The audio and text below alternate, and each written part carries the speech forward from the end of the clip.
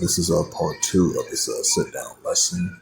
As we see once again, this is I meant to say, we'll rephrase that. This is part three of the sit down lesson of the prophecy updates as of February 9th, 2025, on this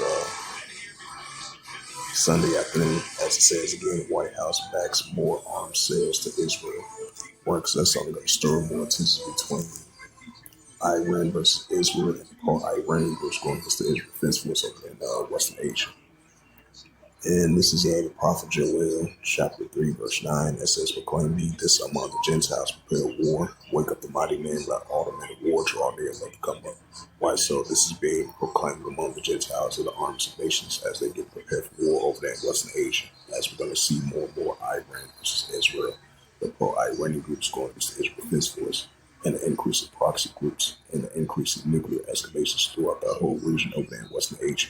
Even though it's a ceasefire over there in West Jerusalem, where the Israel Defense Force reside, and the borders between Lebanon, where Hamas reside, even though they have a momentary ceasefire, but you definitely been seeing increasing escalations heating up on both sides. As recently you had both sides accusing each other of a ceasefire violation, which they currently have under agreement right now. This is the prophet Joel, chapter 3, verse 10. "Beat your plowshares and swords and plenty of the spears, and let the weak say strong, right? Let the weak say strong of these armies of nations, building up their new capability against the adversary." And that's what we're seeing. That's only going to be the build up to the third world's war. You know, just like it says in the book of Revelations, like verse 14, the second will pass before the third will come quick. And this is the book of Matthew, chapter 24, in verse 6. "And ye shall hear of wars and rumors of wars," right? Wars and rumors of wars, that the United States approved a $7.4 billion military weaponry assistance to Israel, while they have the ongoing tensions between Iran versus Israel and the pro-Iranian groups going against the Israel Defense Force over there in Western Asia. So those are signs of wars and rumors of wars. It says, "Ye shall hear of wars and rumors of wars," right? Russia versus Ukraine.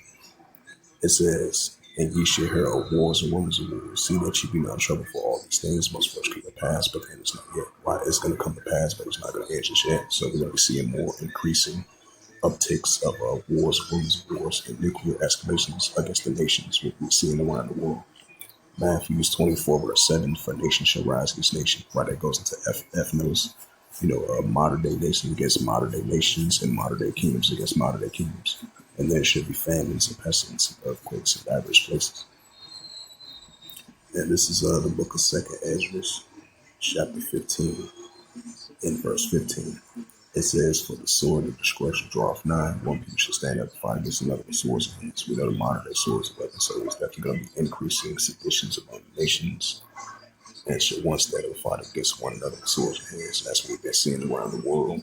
The resistance of the Palestinians going against the Israel Defense Force that been going on for a very, very long time. Even though they have a momentary ceasefire, but you still going to see that increasing, throughout the Gaza Strip, the Palestinian territory, throughout the whole region, throughout southern Lebanon, and between the borders of Israel as well too. 2nd Ezra 15, verse 15, "For the sword of destruction draweth nigh, one people shall stand up and fight against another with swords in hands." The Russia-Ukraine situation and other nuclear escalations and seditions are increasing in the world today. It says 2nd Ezra 15, verse 16, "For there should be sedition among men invading one another. They should not regard their kings or their princes in the course of action standing in power." So with that, hopefully this quick sit down lesson was edifying for part 1 and part 2 and part 3 of the prophecy updates as of February the 9th, 2025, on this Sunday afternoon. So with that, I'd like to give all praises and glory and honor to Yahweh Ba'ashem, Yahweh Shai Ba'ashem Kakadash, and the Heavenly Father. The true name is Yahweh, and His unbegotten Son Ba'ashem, and Mashiach Yahushua. Those are the true names in the ancient Pelican Hebrew, the Rosh Hakadash tongue. And I say Barakatham to the elders and apostles, Akim Akwaf. Until next time, I will say Shalom.